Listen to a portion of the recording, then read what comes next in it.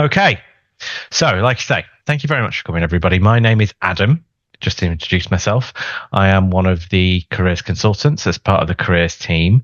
And what I'm going to be talking about is how you guys can get a job in the UK as an international student. That's going to be the focus of this session. It's going to take around half an hour or so, and we're going to go at it from the absolute basics. So I'm going to go over very briefly the importance of a national insurance number, where to actually find jobs, how the application process in the UK works, and what resources and support is on offer that will help you get a job in the UK if that is indeed what you want to do.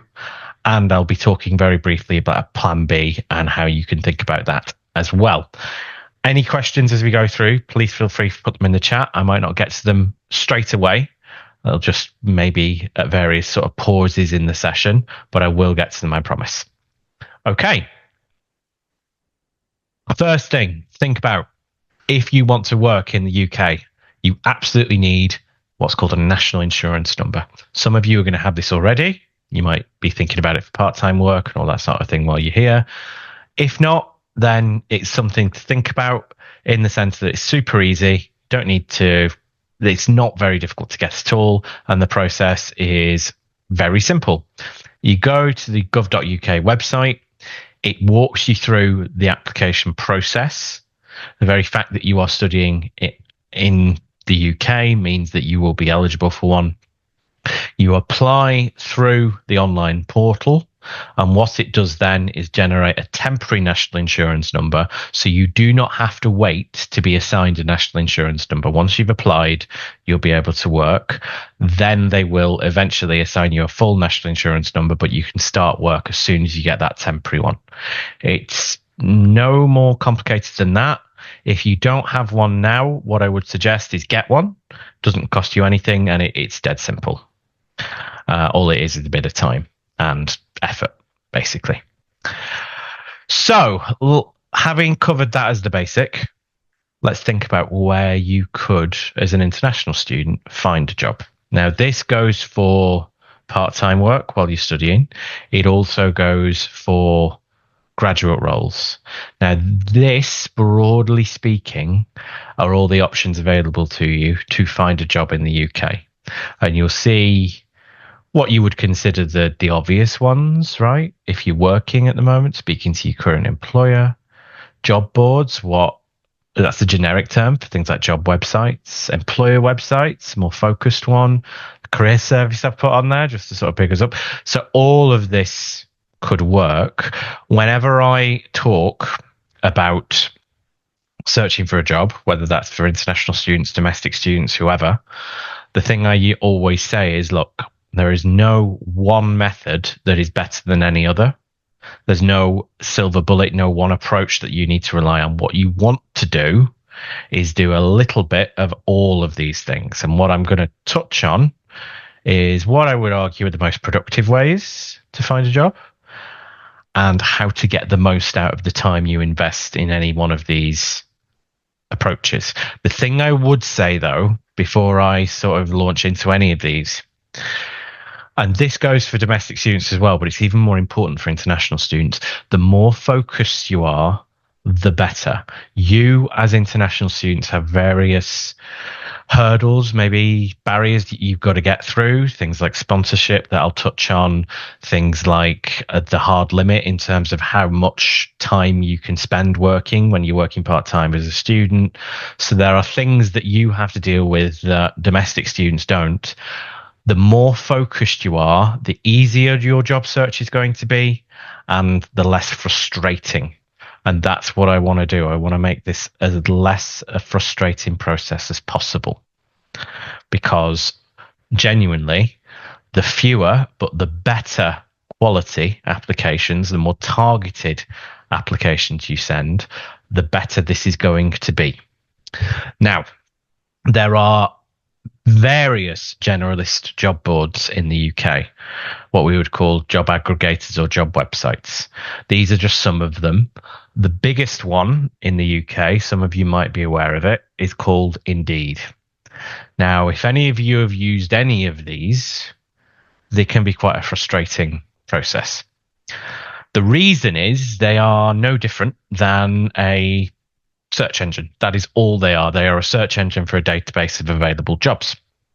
And the problem that most people have with these things, let's say you want to look for a marketing assistant role and you put marketing assistant into the search engine. What that does is look for everything with the word marketing in, everything with the word assistant in, and throw that up on the screen. Which is why it's so frustrating. A lot of that is not going to be useful. So instead of that, and this goes to my point about being more targeted, more focused, more specific, do something slightly different. Use what we call a Boolean string. Now, forgive me if you're already aware of what this is. A lot of people aren't, so I'm going to get everyone onto the same page. But a Boolean string is a set of instructions for a search engine because, like I said, what it does is look for everything with all of those words that you've put into the search engine and throw it up on the screen. If, on the other hand, you did what it says at the bottom of the page, so if I put marketing and then and in capital letters and then the word assistant, that and acts as an instruction. So it will look for that combination of words. And hopefully you can see how that is a little bit more powerful, right? If, on the other hand, I use speech marks or quotation marks, as I have in the next one, graduate marketing executive, what that looks for is that specific phrase. So you can be really quite focused. And then what you could do is get a little bit creative with it. Let's say if I put graduate and then and in capital letters again, we know what that's going to do.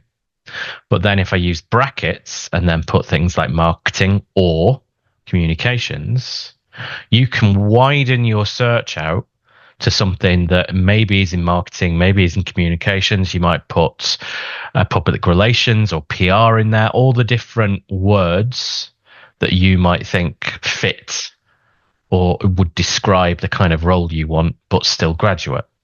So you can see how powerful this is, right? Now, to show you, I guess, how effective this is. So on the right-hand side, I've done what most people do, right? I put marketing in and you'll see 610 jobs, which is great, right? Except I know, because I look through these, most of those aren't relevant to a graduate job search. This is why this process can be so frustrating. On the other hand, on the left, all I've done is just a really quick and simple one, marketing and graduate. And you see 1 to 19. And I looked through these and they were all graduate level marketing roles. So this, I hope you can understand, will make your job search a lot more sophisticated and just a lot easier, because you will find that you are coming up with more relevant and more specific jobs. Now, what you can do, and this is why I actually kind of like Indeed, a lot of people are down on it, and I would suggest, because they use it more like the person on the right than the person on the left, is if you see where that purple rectangle is, once you've done a little bit of experimentation with the string here, you can find what combination of instructions and search terms is working for you. Then you can put your email into that box and then set up through the send me new jobs for this search button an automated job alert to a specific search. So you can automate this part of the process. And just like that, you've taken probably the most frustrating part of the whole process out of the equation. All the things that I'm going to talk about today are how you can be more focused in your job search. This is a big one because it will allow you to be really specific to what it is you want.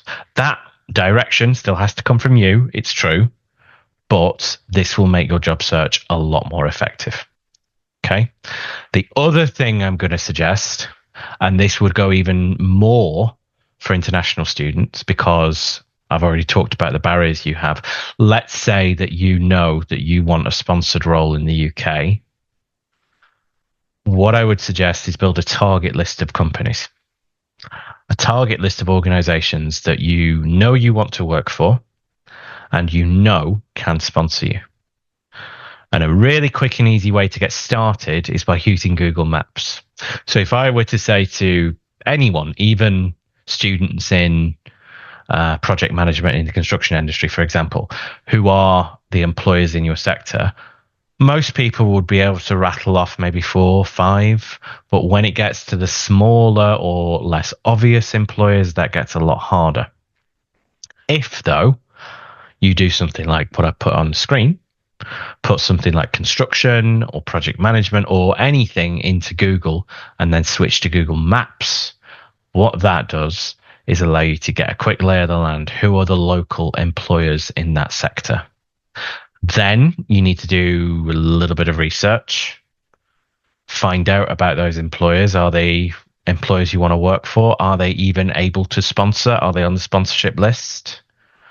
And then you can get a sense of, is it worth considering these employers? But without this, that it's a lot harder. So again, I'm all the way through. Be as focused as you can. This will allow you to be more focused.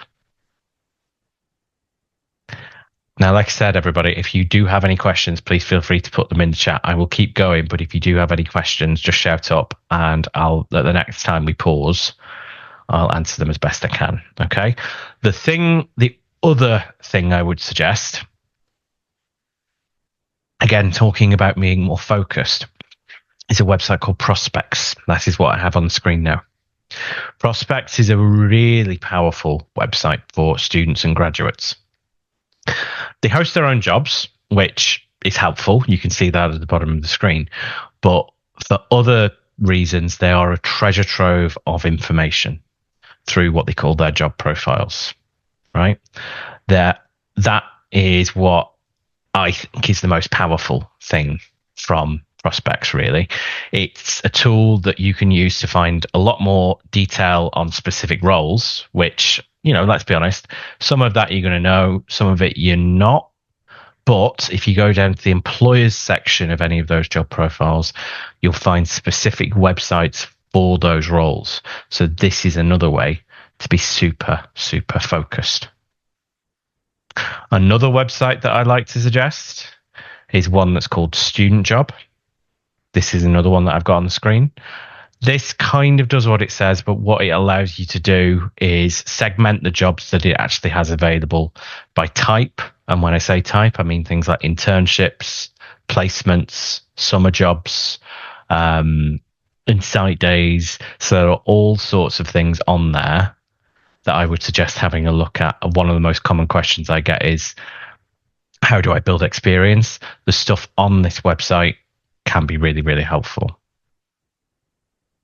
Now, there are obviously going to be loads of different websites that I could recommend. Another one that I like to recommend is a website called Target Jobs, which is the biggest graduate job website in the UK. I can't go into literally everything. There are loads out there. The thing I would suggest, though, all the way through is the more focused, the better. And I would actually suggest that the best way that you guys can look for roles in the UK is actually having that target list of organizations and on the regular checking what vacancies they have. It'll just make you a lot more productive because you will know, having done that research of those companies, that they can sponsor you. So they're definitely worth your time. And you can then apply to those vacancies and not waste your time with ones where you're not really sure. Maybe they can, maybe they can't. Okay. I'm going to talk about the recruitment process in a little bit of detail, but we've had 2 questions. So just wondering, do all these websites also include jobs and internship opportunities for INGOs and IGOs? I'm really sorry. I don't know what those acronyms stand for. So you're going to have to clarify that. Acronyms are the bane of my existence, I'm afraid. We've got so many that they could all stand for different things. Another question, how can you tell if a company does work visa sponsorships? So I'm glad you asked that question. I'm just going to check that I don't have it anywhere else in the workshop, and I don't. So There is a document online that you can use called the sponsorship list. That is just the government's list of sponsors. Some of you might have used that before. I hate it because there's 50,000 companies on there. It's very non-user friendly. The thing I would suggest, though, is if you go into the pathways on our website, on Career Connect, and then go to the International Student Pathway, you will find access to a tool called eCareersGrad. eCareersGrad allows you to check by company name whether they sponsor, first of all. You'll actually see if they're on the sponsorship list, and how many students, how many graduates they have sponsored each year.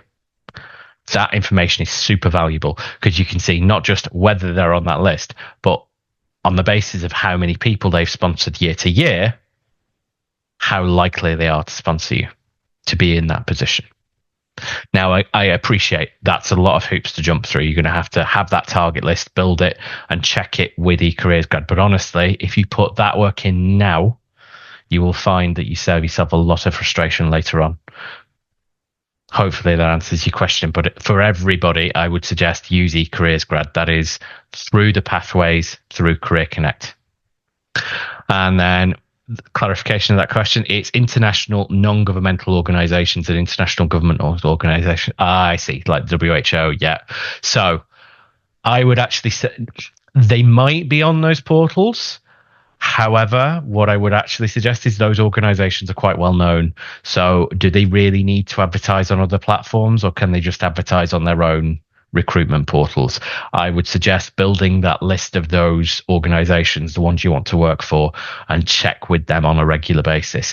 They might have roles on other platforms that you can access, but you run the risk if you don't check on their websites regularly that you'll miss some. So I would just I prefer to just cut that risk out and check on those webs on their own recruitment platforms regularly. Now, this on a sort of top level is what the recruitment process looks like in the UK, and I'll just walk you through it. It's important to understand some organizations are going to use all of this. It might be in a very different order. Some might only use one or two parts of this, but this is just to show you what you could come up against. First one is some kind of online application or CV. Now, this can take various different forms. It might be a CV and cover letter. It might be a full online application form. It might be a supporting statement. Now, I cover all of those in the various workshops I do. Can't go into any particular part of this in great detail. I'm going to cover a CV in a little bit of detail and a little bit of applications. But if you want more detail on any of that, I will show you our YouTube channel where you'll find recorded versions of all the talks that I do, which cover all of this. After that, you'll have a telephone or video interview where you might be talking to a person, it might be over Zoom, over Teams, or it might just be logging into their portal and recording video interview answers. After which, there's usually some form of assessment center, which is where they get potential candidates into a room, whether that's online or in person. And generally, they'll put you through a presentation. There might be a group task, a one-to-one interview, after which, hopefully, you get recruited. Now, like I say, you might have to deal with all of this, might be in a different order. You might only have to deal with some of it. This is just so you're aware you could come up against all of this if you apply for a job in the UK. Now, generally speaking, and I do stress that generally, the hardest part of this process, sheerly by numbers, is the CV or the online application form. It's about 3/4 of applications that don't make it to the next stage, which might initially sound daunting. And forgive me if I've scared you. However, the big plus to that is that the online application, the CV, the supporting statement, whatever it would take to the form of, is the one part of this entire process that you have control over. You can't control what they ask you. You can't control who else turns up to interview or assessment day. You can control what you put into a CV, a cover letter, an application. So I'm going to go into that in some detail. But if you want any more detail on any of the other parts, like I say, we have a full playlist on our YouTube channel where I go into a lot of these in more detail, and I would encourage you to go onto that. Now, CV. Let's talk about this. Why you need one. Even in 2025, it's still very common that you need one to apply. Certainly for smaller employers, but still for bigger employers as well.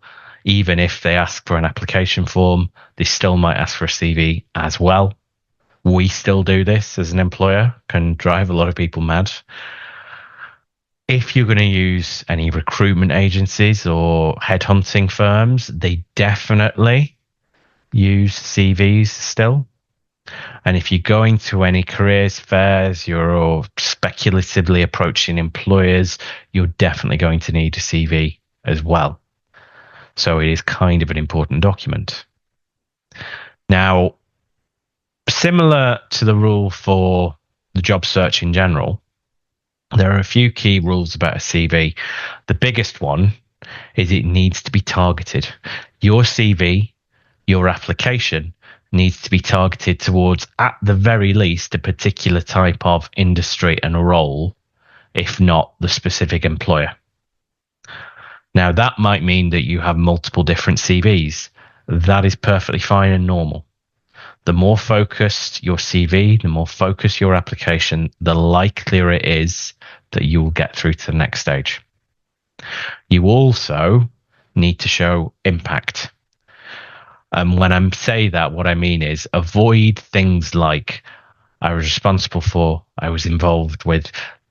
This isn't positive or assertive enough in the language that you're using. This, so to me at least, it makes me think of someone that just stands there while things happened around them, right? Similarly with hardworking, ambitious, you need to think about the language you're using. Everybody's hardworking, everybody's ambitious. You're not getting points for that.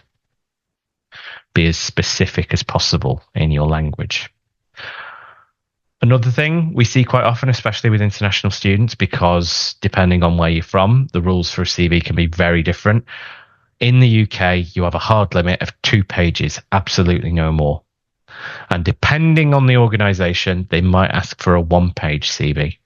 This is only for American firms, generally speaking. And they will tell you that they want a 1-page CV. But in the UK, a 2-page CV is standard. And the last thing, you might be sat there, and lots of people tend to say this in the sense that they say that I don't really have anything to talk about. I don't have things to talk about. I promise you that's not true. The very fact that you are at university studying tells me you have things to talk about. Literally, everything can be valid and demonstrate skills, because that's what we're after. We want you to demonstrate skills. I promise you have stuff to talk about. Now, we have had a question. Would you please share the slides? Yes, as I said at the start of the presentation, slides will be sent out to everyone on Thursday, along with the recording of this session. Okay, now, this is the example CV. This is the example that we use. It is not the only way to write a CV. That is important to stress. You don't need to necessarily follow this example exactly. What this demonstrates is some key rules. Okay, we start with your personal details. All we need is name, contact number, email address. Really, you can put your address on there if you want, don't have to. Then your personal profile. Again, you don't have to have this. This is a stylistic thing. I've seen a lot of really good CVs without a personal profile. I like them in there because it's one of the things that's very easy to change towards a specific type of employer or a specific sector. It makes things really easy to tailor. But like I say, you don't have to have that. If you are going to have it, it needs to be focused. It needs to be focused on the specific type of employer. But you don't have to if you don't have one, that is. Then your education. And this demonstrates a key rule of a CV. Further back in time you go, less detail you give. So here you'll see We have where you studied, dates, what you were studying, overall grade, and a little bit about your key modules, a few bullet points. After that, we have your A levels or whatever your equivalent would be, depending on where you're from. Subject, grade, dates, where it was, that's it. We don't need a lot of detail there. And then even after that, GCSEs or equivalent, however many you got, grade range, including Maths and English. That is all we need from an education. An education on a CV is a starting point. It's not the thing that's going to really put you over the edge. And then we go on to your relevant work experience. And you'll see that I've actually put relevant work experience there. What I've done and what I would advise you to do if you're able is split your work experience into two sections. Relevant work experience, which is where you would put anything you think is directly relevant to the sort of role you're going for. And then other work experience on the next page, where you would put things that you don't think are directly relevant. You might then include things like voluntary and work experience. And you'll see the further back in time we go here, the less relevant it is, the less detail we are giving. That is how you fit it all onto those two pages. And then you finish with things like additional skills, positions of responsibility, extracurricular stuff if you have it, and finally references available on request. It is important to note in the UK, you do not need full detailed references on your CV. They will only get in touch with references once they've decided to give you the job. That's after interview. So on a CV, they're unnecessary. Now, I've had two more questions. Does the arrangement of the sections matter in a CV? For example, does education come before work experience? That is a choice that you have to make. The thing I would say is if you think your education is directly relevant to the jobs you're applying to, then maybe it should go above your work experience. If it's not directly relevant, then maybe other things go ahead of it. So it doesn't have to go in this order, and the way you structure it depends on what you think is most relevant to the particular employer you're applying to. Another question, when it comes to the education section, do you include summer school sessions? I would say you've answered your own question. You would only include summer school sessions if they're relevant. And that's the key of this, right? That's the key of a CV. Has to be relevant. And then you've got a few rules to work to. You hopefully saw through that this is in reverse chronological order. What I mean by that is the most recent stuff is the stuff that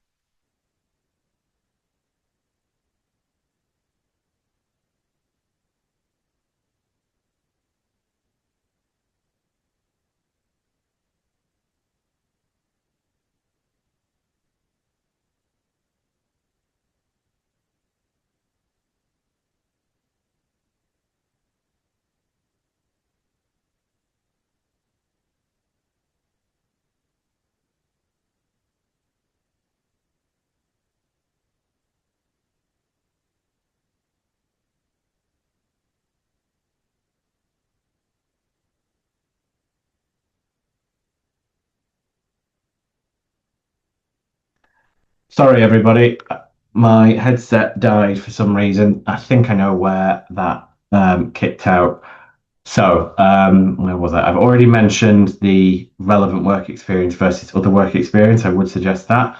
And it's a stylistic thing, but I would suggest bullet points only because you've got to think of the person reading this in the sense that they usually are quite time poor. They're reading a lot. They have to digest a lot of information quickly.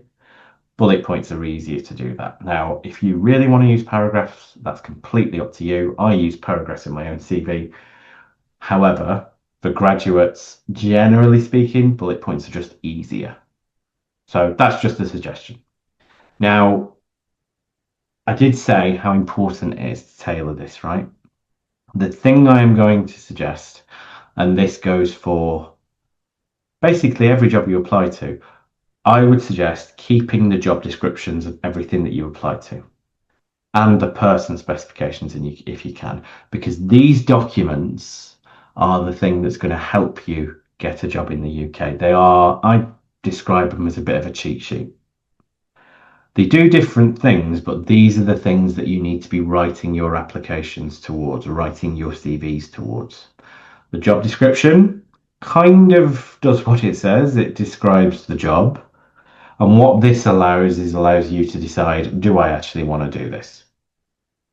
Right? Useful document in the sense that it gets you an idea of what the actual job entails. And that can be an interview question that can throw a lot of people. However, what we really want is what's called the person specification. Now, what the person specification does is describe the ideal candidate. This is really important. It's really key because you will then be able to, but also need to, make sure that your application covers every point in the person specification. Now, if it's a CV, it doesn't need to go into huge amounts of detail. You only have 2 pages, but you need to make sure that you're covering off each point in the person specification. If it's a longer application form, whether it's a supporting statement or an actual application form in a job portal, you need to make sure you're giving detail on how you meet each bullet point on the person specification. And I say bullet point because that's how it will be laid out. I've got 2 documents here. On the right, we've got a person specification, on the left, a job description, and you'll see how they're different. And what I want you to do is when you're applying to roles, look at the person specification, look at all the bullet points, and be kind of brutal with yourselves. Have you evidenced? Have you addressed all of these bullet points? And I say that really specifically because of how recruitment works. Some of you may have been on recruitment and selection panels before. If not, you don't really understand how this works until you have been on the other side of this process. I certainly didn't. Now, I am lucky enough or unlucky enough, depending on how you think about it, to be on selection panels on a regular basis. And you could put yourself in those shoes and think, right, I have, let's say, as an employer, an hour to get through 50, 100 applications. How am I going to do it? I've got, let's say, 6 interview slots. How am I going to do it? You can't just look at it and think, yeah, that's all right. I'll talk to them, because you'll do that. You'll get through 10 and maybe you've said yes to 5 of them. You've still got, 90 to go. So what you do is you use something like this. It's called a selection grid. Now, along the top, you'll see we've got all the key skills that we are asking for as an employer. That's lifted straight out of a person specification or a job description. That's not difficult to figure out what they want to know. And then on the left, the names of everybody that's applied. And what we will do as a selection panel is for each of these skills, we will give you a score. Now, I've used 1 to 4 here. It might be they use 1 to 10, 1 to 5. I have known 0 to 2, in that 0 was not met, as in not met this criteria. 1 was partially met, 2 was fully met. Doesn't really matter what scale they use, because they add up all the scores, and the top scores are the ones that get invited to interview. This is your peek behind the curtain. This is how it works. Now, I mean, that might be a bit daunting, right? But actually, I like to think of this as a bit of a game. It's a bit of a tortured metaphor, but bear with me, right? The rules are exactly what I've described. You've got to get the top score, and you get that score by scoring each of these individual skills. This is the board you're playing on. Those are the goals. And if you can look at your CVs, if you can look at your applications, score yourselves and be honest with yourselves, like, what score am I getting for communication? Then you can practice and you can get better at this, and you can then get yourself into a position where you can be reasonably sure you're getting a good score, which means you can be reasonably sure of getting through to interview. And if you remember what I said at the start, it's something like 3/4 of applications don't get through to the next stage. If you can get good at this, which I promise you can, you can get support from us, you can get people to look at your applications and CVs, then you can get rid of most of your competition rather in the first go. So put that work in, honestly. It will make your recruitment journey, if I can use that horrible phrase, a lot more positive and a lot easier. Now, this has been a very whistle-stop tour of CVs. I'm very aware of that. We do have a short course on CVs, another one of the pathways that I mentioned. You can access that through this QR code. I would urge you all to do the CV pathway, because what it then does, once you have done the CV pathway, during which you will upload your CV to our CV checker, that then unlocks a different appointment type in Career Connect, which is the CV review appointment. That is where you can have a conversation with a member of my team about your specific CV, and we can go through it with you, make it as strong as possible. If that sounds like something that you think you would benefit from, get the CV pathway done, because then you can have a CV review, and they're available virtually all the time. Now, we're coming towards the end, but I did just want to touch on the idea of a plan B, because I'm sure you're aware, sponsorship, staying in the UK with things like the graduate visa, it can be challenging. So you do need to think about what could you do if this doesn't work out.